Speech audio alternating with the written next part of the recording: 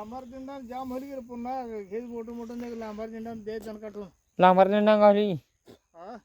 लांबर दिंडा एकदा गावली आता आकुट झाली आता पुन्हा लांबर गावली दणका देऊया गबाळ निकाल बघायला काढतो